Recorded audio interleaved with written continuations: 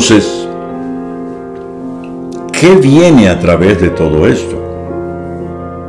¿Cómo estos elementos que hemos estado tocando rompen las barreras? Claro, rompen las barreras de una manera que algunos no esperarían, porque el ejemplo de la iglesia planteada por Pablo en el libro de Efesios está enriquecida por la diversidad. Note lo que dice el verso 7, pero a cada uno de nosotros le fue dada la gracia conforme a la medida del don de Cristo. Se nos repartió una medida de gracia, y dice, el que descendió es el mismo que también subió por encima de todos los cielos para llenarlo todo. O sea, el principal es Él. Y luego dice, y Él mismo constituyó a unos apóstoles, a otros profetas, a otros evangelistas, a otros pastores y a otros maestros. En otras palabras, Él mismo puso los músicos con su instrumento para entrar en acción en el momento dado, dirigido por el Espíritu Santo. Pero el que subió fue Él. ¿Eso qué indica? Que ya no tengo yo que esperar subir, porque yo estoy en la posición donde Él espera que yo opere según el don que nos ha dado. Entonces no hay para competir. ¿Por qué? Porque aunque yo sea maestro y hay otro maestro, la manera de cada uno de enseñar es completamente distinto. Un pintor no pinta igual que otro pintor. Un músico no entona lo mismo que un músico. Mi hermano mayor fue por varios años director de la Orquesta Sinfónica de la ciudad donde vivíamos. Y un día visitándole a él, yo le dije, mira, yo tengo una pregunta, le dije. ¿Cuál es el papel del director? Porque yo veo que es solamente mover las varitas, pero veo que muchos de los músicos no lo miran completamente a él. Están metidos con la partitura y con el instrumento, y de pronto uno dice, ¿está perdiendo el tiempo o qué? Si ellos tienen la partitura y saben el tiempo, saben lo que tienen que hacer, no necesitarían un director de orquesta. Y él me dijo, no, el director de orquesta, más que mover el palito en la mano, el bastón en la mano, le transmite de su espíritu, su ánimo, su fuerza, y cada director es distinto. No todos los directores son lo mismo, no hacen lo mismo. Así como los músicos no hacen lo mismo, los directores tampoco.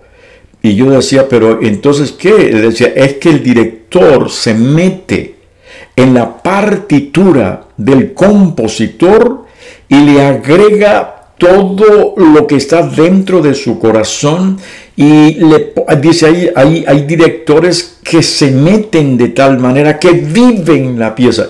Y recordé cuántos de ellos hasta se despeinaban y se metían en la pieza. Son los mejores directores de orquesta. Es lo que Pablo está diciendo. El que ascendió fue uno. Por eso el doctor T. Roberts dice en uno de sus libros, al pie del Calvario el terreno es plano. El único que se levanta en el Calvario es el Señor, porque los demás no tenemos montículos ni pedestales donde subirnos, aunque algunos de pronto pretendemos subirnos y de ahí nos baja a Dios, porque Él dice, no, aquí el único que funciona es mi Hijo Jesucristo. Y nosotros nos unimos a Él. Me encanta mucho que el apóstol Pablo en sus cartas dice, Pablo, ministro de Jesucristo. Y la palabra ministro, cuando la usó Pablo, no se refería como hoy, que es ministro político o ministro religioso, ¿no? Que tiene renombre, reconocimiento. La palabra ministro, muchas de las veces que la usó Pablo, era uperetes. Uperetes era el nombre que se le daba a los esclavos que estaban en la parte de abajo del barco moviendo los remos. y ellos movían los remos al son del capitán que tocaba un tambor. A medida que él tocaba más rápido, ellos tenían que mover los remos más rápido, y si tocaba más suave era porque estaban llegando al puerto e iban bajando. Él decía: yo soy Pablo el Luperetes, el que está abajo con el remo siguiendo el ritmo del capitán.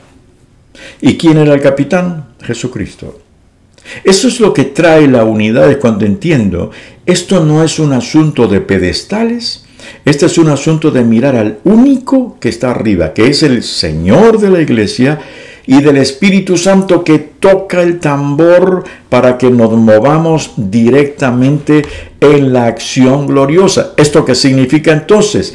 Tiene que haber diversidad en la iglesia. Las iglesias no pueden ser las mismas, una que otra. Tiene que haber diversidad en quienes componemos la iglesia y en quienes dirigimos la iglesia, porque el propósito de esta diversidad, de este amor, tolerancia, paciencia, mansedumbre, humildad, el propósito es uno solo. Es el perfeccionamiento de la iglesia, porque dice que todos estos apóstoles, profetas, evangelistas, pastores, maestros, tienen una finalidad: perfeccionar a los santos para la obra del ministerio. Entonces no son ellos ministros. Sí, pero ellos están preparando la iglesia para que la iglesia ministre, para que la iglesia se edifique como el cuerpo de Cristo.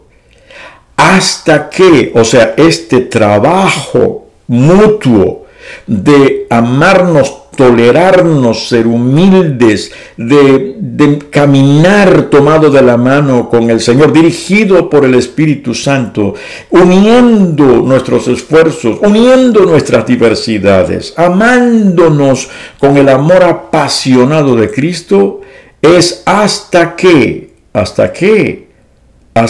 construyamos el salón. No. Hasta que lleguemos al plan que tenemos para desarrollar. No. Hasta que lleguemos a la cifra tal de creyentes o asistentes. No. Dice, hasta que todos lleguemos a la unidad de la fe, del conocimiento del Hijo de Dios, a un varón perfecto, hasta que todos lleguemos a la medida de la estatura de la plenitud de Cristo. Otra vez, ¿quién es el que está arriba? Cristo, el que ascendió. ¿Cuál es nuestro modelo? Él. ¿De quién tenemos que aprender? De Él. ¿Por quién tenemos que ser dirigidos? Por Él.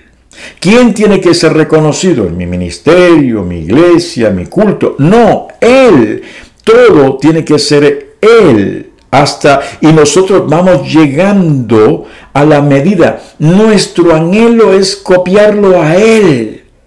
Una de las cosas que más a mí me ha retado en los 52 años que tengo de ministerio, y es un reto, es querer aprender más de Cristo.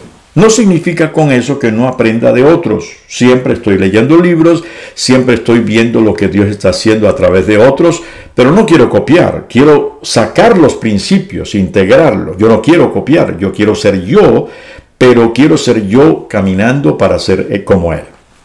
La meta sería entonces ser como Él. Y eso cambia la perspectiva de todo.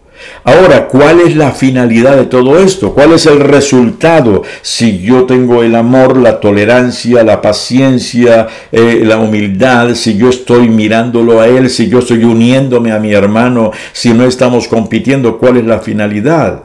¿Cuál es el resultado? La finalidad es ser como Cristo, pero ¿cuál va a ser la consecuencia de esto? Verso 14 del capítulo 4 de Efesios dice, para que ya no seamos niños fluctuantes.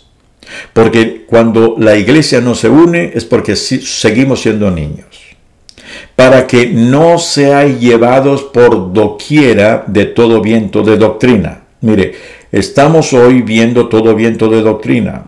Debido al internet y a las redes sociales, la gente ya come lo que quiera sin analizar si es buen alimento o no. Escuchan a un maestro, escuchan a otro. Hoy ya hay una competencia directa entre los creyentes y los pastores. Cuando el pastor predica lo cuestionan porque escucharon a otro.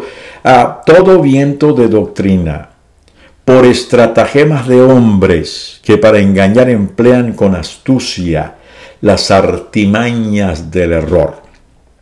Me llama la atención el que usa la palabra las artimañas del error. La palabra artimaña significa en griego ingenio, significa ingeniería, significa lo que en inglés es devices, equipos. Hoy veo que muchos de los equipos, accesorios, especialmente que tienen conexión a internet, son canales de astucia para introducir artimañas. Y dice Pablo, no recordemos esto, sino que siguiendo la verdad en amor, vuelve otra vez a la base de la pirámide, en amor, crezcamos en todo, note, en todo, no en una área, no en esta área, en todo. Tenemos que crecer espiritualmente, mentalmente, emocionalmente, físicamente, relacionalmente, creciendo en todo, en aquel que es la cabeza, esto es Cristo, de quien todo el cuerpo bien concertado, la palabra concertado viene de concierto, sinfonía, todo el cuerpo bien concertado como una orquesta y unidos entre sí por todas las coyunturas, o sea, no hay nada suelto, todo bien conectado, que se ayudan mutuamente según la actividad propia de cada miembro, recibe su crecimiento para ir edificándose en amor. Esas son los mecanismos y los recursos divinos que Dios nos ha dado para contrarrestar todas las barreras que quieren romper la unidad de la iglesia. Este es el mejor momento, amado. Este es el mejor momento para mirar a Cristo como nunca antes y decir, este es el momento de hacer que nuestra iglesia o la iglesia donde yo asista es un genuino concierto. Entonces, en vez de simplemente hablar de unidad, yo quiero pasar al punto final para terminar. Es, no simplemente luchemos para tener unidad en la iglesia, pero luchemos para tener una orquesta sinfónica en la iglesia. Estaba en un concierto con mi hija en Chicago, con la Sinfónica de Chicago, y había un músico que casi no tocaba, era de los tambores grandes. Él estaba así esperando, sentado, los demás tocaban y yo decía, ay, qué aburrido, ¿no? Qué aburrido debe ser. Pasó casi la mitad, eran tambores grandes, la mitad de su concierto estaba ahí. Al final, ya casi al final, después de la mitad, vi que se paró, se acomodó las mangas, sacó unas baquetas grandes y empezó a hacer ejercicio. Eso me decía, ahora viene la actuación de él. Y creo que en el último tramo del concierto terminó como terminan esos conciertos apoteósicos, donde el que se lució fue él. Pan, pan, pan, tocaba los platillos y luego hizo el redoble final, pan, y que terminó y todo el mundo se levantó y aplaudió a la orquesta. Y en ese momento yo dije, así es.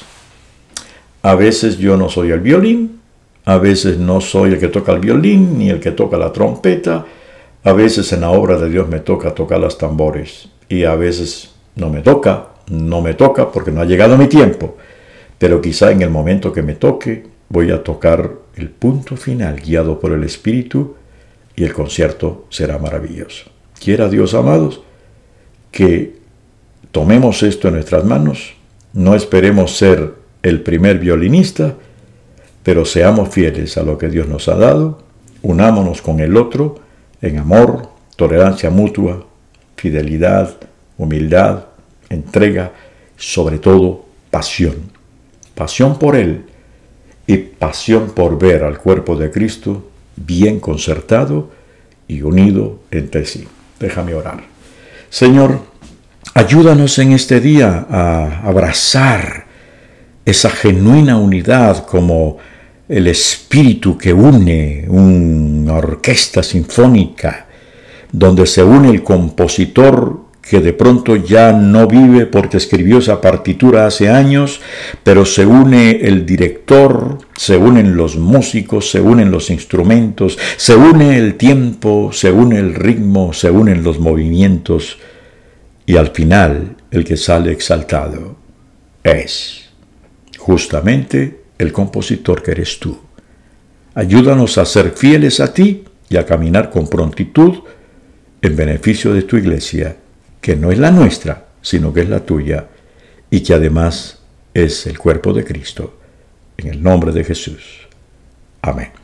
Bendiciones, amados. Dios me les siga ayudando y guiando en el camino que tiene por delante.